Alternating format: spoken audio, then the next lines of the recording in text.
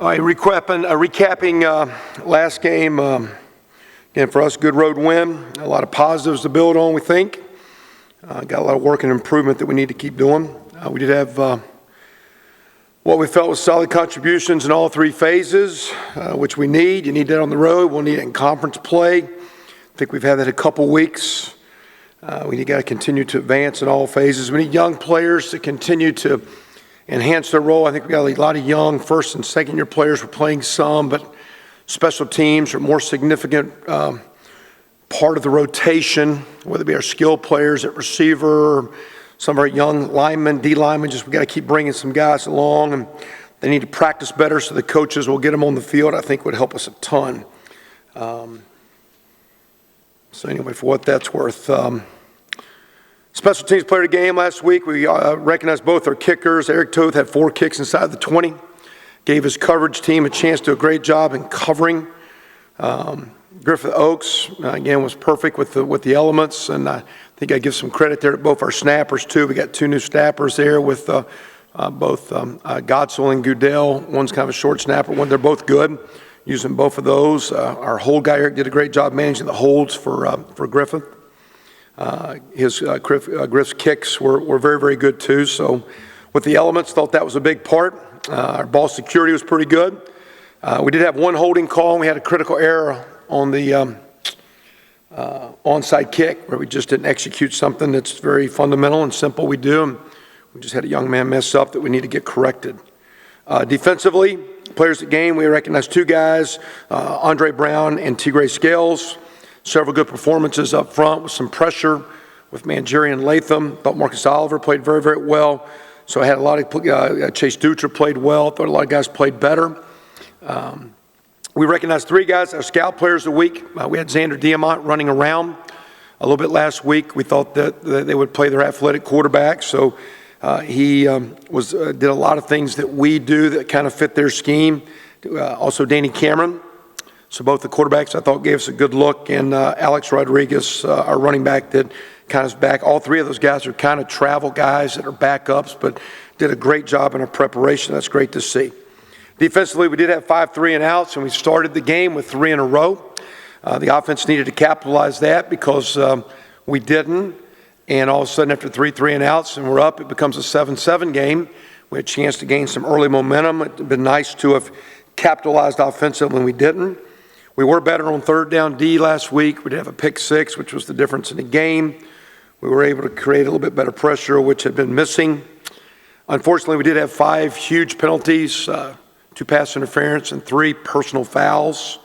That needs to get out of our football. We thought we maybe relaxed or didn't finish, didn't like 31-10, and we down a punt inside the 10-yard line. Matter of fact, I believe the offense started inside the 3 and went across midfield and bogged down, but had a nice punt from Eric. It's 31-10, and we got him pinned inside the 10, and the defense had a chance to close it out and did it. They need to step up there. Offensively, our players at game, we had 2, Dan Feeney, who played really well, and Jordan Howard, who's been very solid for us all year. And we recognized 1 young scout team player, Amari Stringer, and it was great for Amari to see that. We need him to, as a young guy, to keep developing. Offense positives, no turnovers was huge. Continue to build on that, especially with the weather and on the road. And again, that takes everyone. Sometimes that's just backside protection, center quarterback exchange. It's blitz pickup, so your quarterback's not getting hit. It's receivers spacing routes. When you're not turning the ball over, it's just not the guy with the ball. It's a function of the entire team, and that's been a very positive part for our team this year. Third downs were better. We charted us at 7-16. We don't count that knee. We take it at the end to make it 7-17. You mathematical guys will say that hurts our percentage, but when it's third down, you take a knee the last play of the game, and it's a non-conversion. We don't use that in our stats. FYI, it's 2 of them this year, so we think our third down stats are slightly better than what you got on paper. FYI. We are not in sync as an offense, though. We still keep sputtering, and just we could be so much better, and it's disappointing yet encouraging. Because there's a lot of good things going on, but we just got to keep working. I think it's offensive football. It's just, it's just hard to stay in rhythm all the time and just keep your run game in balance and play action and making big plays and third down conversions. So there's a lot of good, but we just got to keep working to play better in all phases. perimeter blocking's got to pick up, perimeter play. After the fake punt, I think the offense was in the same situation the defense was. They had the ball at midfield, and we went 3 and out. And we had a chance really there again to really extend the lead and try to put it away, and we didn't. And we had a chance to close that game out. We didn't. Against Florida International, we had a couple chances and didn't. Against Western Kentucky, we did.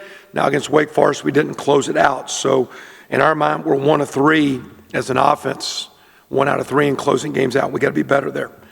Health of our team is pretty good. Again, we're playing hard, and I like our physical approach, and we got to keep building on that. Updated with the 2 guys in the game. Ricky Jones has a slight ankle. He should progress and be good.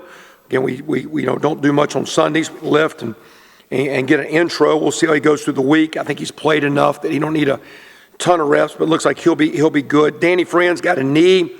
We're still evaluating that. It's not major, but I think he's going to be a while. He'll probably be out. Probably doubtful this week, and it might be a couple. And I think we'll look to see, can it be managed? I don't think it's, again, a major deal, but can it be managed without a minor surgery? They're just looking to see how he progresses here a few days. So we'll see what's up with Danny. So, but anticipate Ricky, not sure on Danny. And then moving on to Ohio State. Again, very, very good team in all areas. Number 1 in the nation, longest win streak in the country. Those aren't flukes. They're complete. You talk about all the players, shoot, their punter is as good as anyone got us last year. I mean, they're great in the kicking game. Their defense, their front, their aggressiveness, their coverage, tremendous linebackers. Offensively, a boatload of skill and depth and playmakers. Offensive line, well coached. Coach Myers as good as anyone, and his staff and what goes on. So a lot of talent and a very, very strong opponent. It is good to be at home, and we look forward to just having a strong week of preparation. We're into it now and look forward to having a good week and see if we can continue to improve. Excited to get up with our guys and just see if they want to keep working each week and getting better. And again, we'll get a strong challenge as we start Big Ten play this week. Look at that defense. Anything in particular that they do that has made them effective this year? Ohio State. Again, they made a structural change, not really necessarily structural, but the core of their defensive coaches are there. But with Coach Ash coming in and their other coaches, they brought Coach Johnson in from Penn State, but we know Coach Combs and Coach Fickle well, so they got a great core group of guys. Again, they're very aggressive up front, know where they're going, outstanding at linebacker, and they're good enough in the secondary that they challenge coverage. They don't give you a lot of easy throws. I mean, every play's competitive, every play's aggressive.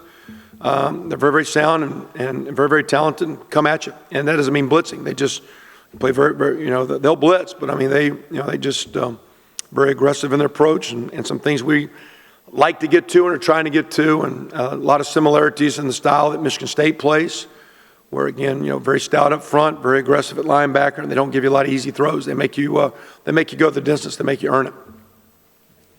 Had a lot of plays where either they allowed 0 yards or negative yardage, your defense. What's the biggest difference that you've seen from them between Southern Illinois and now? What's been the biggest change? Well, one different opponent. I do think, we were able to get a couple hits at a quarterback. Had one kid last week had gotten hurt prior to our game. We got a good shot on him early, and I think that limited their desire to maybe run him. Now, this week, you've got several quarterbacks.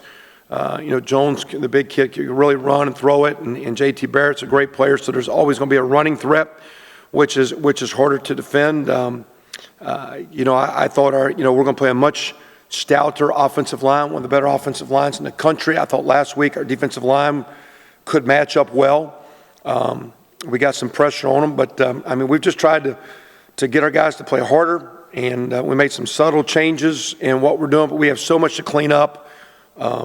Again, so many errors and so many correctable, fixable things that we're going to keep pushing for defensively. It was good to see. And again, there's in this day and age of college football, there are a couple teams last week I think were up by a few points and lost. We almost did. You got to keep playing. The ball can get out in space and get downfield, and people throw the ball well enough, and you can extend games in college because that clock stops so much with the first downs and the passing game that there's a lot of football to play. So even though we had a lot of negatives, we were hanging on for dear life. And we got to continue to work to be better. So I think the defensive front's pretty good if we can keep them getting lined up and know where to go, and the linebackers are getting better. So it'll be It'll be different with Ohio State now getting a bunch of negative plays. They got a bunch of good playmakers now. Has there been an attitude adjustment from the guys as well? Do you see more confidence? I had one after the first game that's been embraced a little bit. So I just want to be a little bit more, I like to be, that doesn't mean blitz. I just like to know what you're doing and be assertive and be aggressive. And we've just tried to take that approach. And we're building from that now. We got a long way to go. We still have a lot of correctable, fixable things, lack of trust, confidence where I'm supposed to be, communication. It's a work in progress, but there's enough talent that we ought to be playing better defense than we're playing. And it's encouraging, and it's things we can build on, but we're going to keep working and finding the comfort level with players and coaches and just how to keep putting together, give our team a chance. Performance, I guess, especially along that pass rush, they've talked about how they feel like there's been a lot of improvement, and I think Coach McDaniel even said last week that the next step for him was just needed to translate into sacks. It needed to translate into physical production. Was it important, maybe the timing of having a game like that for that group going into Big Ten play, finally getting all that to click and really landing some of those pressures? I still think yes, but I still think watching us that we're still too slow at the line of scrimmage and too slow in our blitzing, and it's not as assertive or as aggressive as it needs to be. And we were just this morning discussing with that, like, even though that was good to see, that it could be so much better. I think our offense is playing reasonably okay, but could be so much better. To me, that's encouraging things is that we're not playing our best, but yet we're still seeing a lot of good things. So it's kind of, when you're playing bad, you can say you can always get better. Well, we're playing pretty good in spots, and if we could just kind of keep sinking and working and getting it together. So, Zach, that was good to get the pressure and good to have some of those plays, but I don't think it's close to what it can be and what they're capable of, just with their ability to get lined up, get their cleats in the ground, get their eyes on their target, and go sick it a little bit. So we're going to keep working on that. It's better, but it's a long way from what I think it ought to be, and we're going to keep working on that. You spoke earlier about how you think some young players need to step up, to give you guys even more depth. Do you feel you have those young players that are almost ready to make that jump? I think we do, although I think sometimes, though, for example, like I'm on their coaches about playing them, but then sometimes the way they practice, their coaches are right because they're very inconsistent in your ability just to count on me. Trust me. I mean, I got mental bust, or when a young guy plays well one week, where's he at the next week? He thinks he's figured it out. When the older you get, you realize I'm really not that good. I'm not that bad. I just got to keep working. I got to keep getting better. When you're a young player, you get those peaks and valleys and highs and lows. And like, to me, we just need kids like Thornton and Westbrook. We've been playing Donovan Hale outside. We need to get them guys on the field, but they got to practice better. Jamil Cook's played some, but needs to get out there more. I think, we played Jacob Robinson, Brandon Knight. So we need those guys to keep coming. And to me, again, that's a part of their approach to practice. So I think matter of fact, I think we're playing guys that are not as talented as them, but they don't consistently show that you can count on them to do the job. So they've got the skill set. We're just asking them as young men, embrace the process, buy in, pay attention, practice better so we can get you on the field, because we need them on the field. But they need to earn that right. Is that a maturity thing at some level, or is it maybe seeing experienced guys in front of them and needing to remind them that just because a guy's a junior or a senior and he's got all these starts doesn't mean you can't beat him out? I don't know about beating out as much. You just got to play a lot of guys. That's why we don't get caught up in the depth chart like you guys do. Where was Tony Fields? Saturday he was in the end zone. You need guys like that. Just keep playing, keep practicing. You don't know when you're going to be called upon, and you just keep coming as a team. And you're in a society where everybody wants it now. Everybody's got to get the ball, get their touches. Who starts? Who they? We got to. We're talking to guys like, Robert McCray, who's coming off an knee injury. He's a more productive player than we've seen yet. We need to get Will Dawkins in the mix and get on the field for us and get out there playing for us. We haven't seen him. We need Jordan Fuchs to keep practicing well and get on the field and play for us. Let alone Thornton and Westbrook, and I'm talking about Tyler Green. I'm talking about Brandon Wilson. We got some guys that really need to come on for this football team, and I like to see them. I'm pushing their coaches, but those kids got to back it up with the way they prepare. Like I say, we'll be a better football team if you continue to get buy-in and guys just embrace their roles and enhance the roles by the way they practice. Don't worry about beating somebody out. Just be the best you can be, and we'll get you on the field.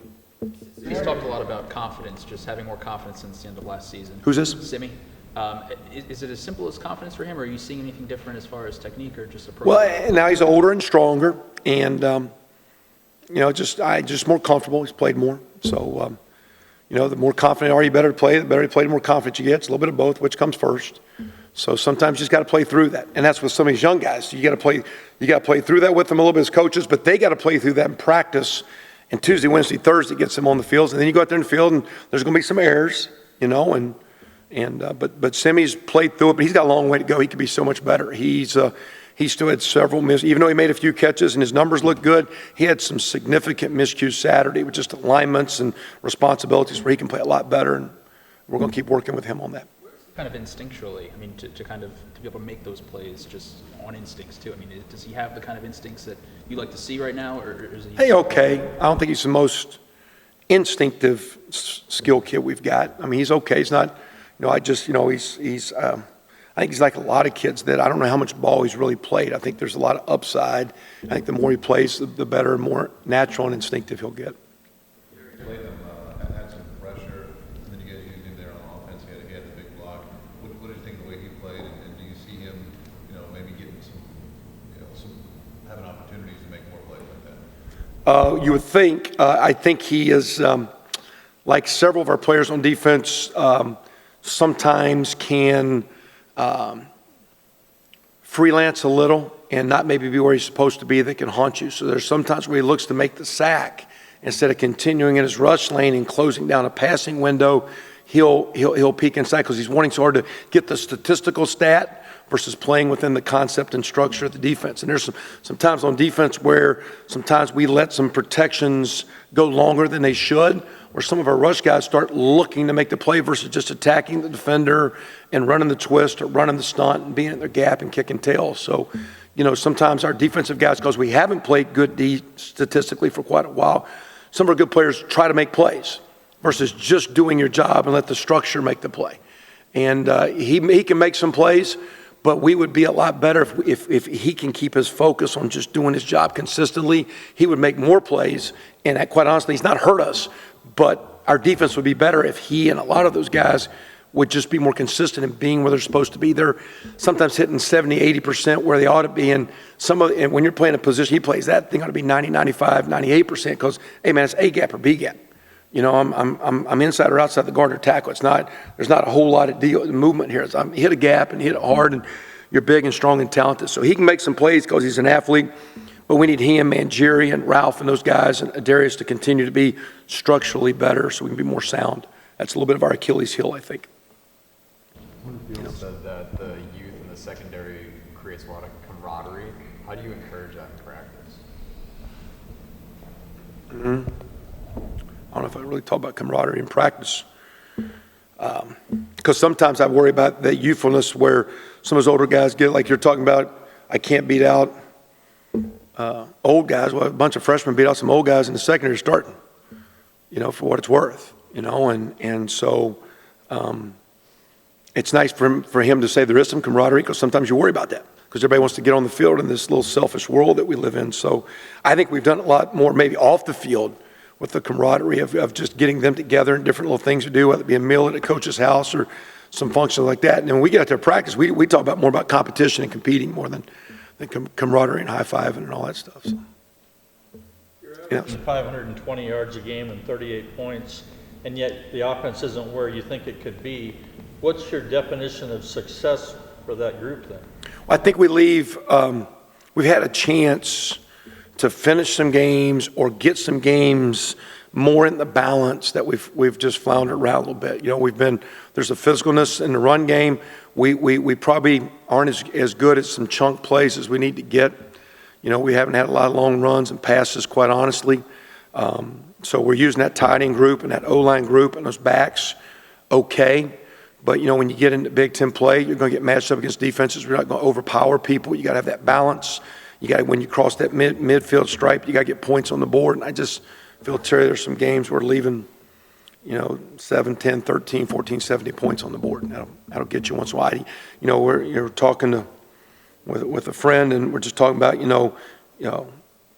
I think our defense is doing better, but it's got a long way to go. But there's just certain games you're going to be in no matter who you are. I'm looking at TCU and some of these teams that play great defense. Sometimes college ball is getting where you can't break serve. Or it's like a basketball game. You got to keep matching baskets, and you got to get a stop once in a while. I don't know if a lot of games are going to be 17-9 anymore. So it comes down to just points. I just think we keep leaving some points. And when you're playing a great team like Ohio State, I mean, a couple of years ago, I think we had it 7 times across the 35 we didn't score. And that's not a good formula. Special teams, you talked about it earlier, was great in the kicking game. The only lackluster part is probably the kick return game. Is Devontae Williams, are you trying to try new things on the kick return game? Yeah, and shoot, Ohio State's probably the best in the conference at kick coverage with the athletes that got what they do in the kicker. You know, but I think as of a week ago, Devontae was number 2 in the league in kick coverage.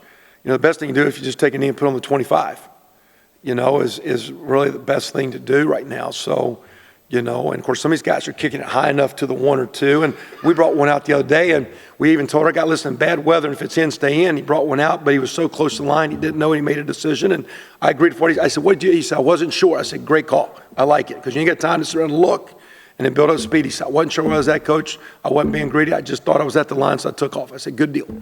And so, you know, right now, though, I mean, last week with all the rugby kicking they were doing, we were as worried as much about a ball hitting someone last week with some things they were doing. So I really thought our punt return team was awesome last week and had no returns.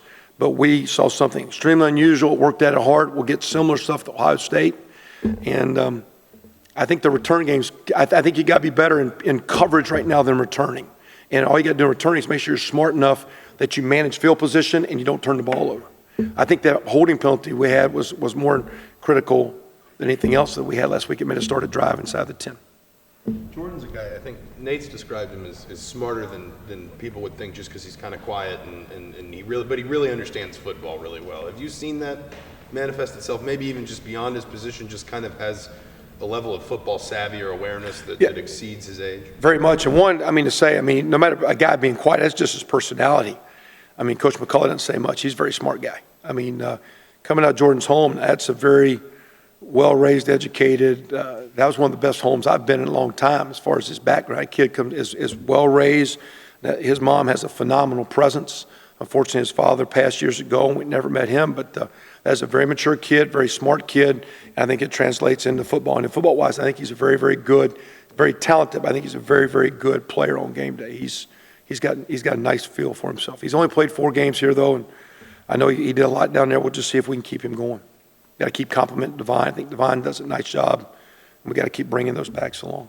I guess just to follow up, sorry, quickly, with their running styles, how important is it that they do complement each other? And he kind of talked about today that it lets them both stay fresh, and as much as they can be physical with the defense, having 2 of them so that neither one of them maybe wears down too much early in the game, and you have still maybe some freshness into the 3rd and 4th quarters with a power run game. Yeah, I mean, to me, that's nothing new because, like, the only time we haven't had 2 here is when we didn't have to. We had Steven and Tevin,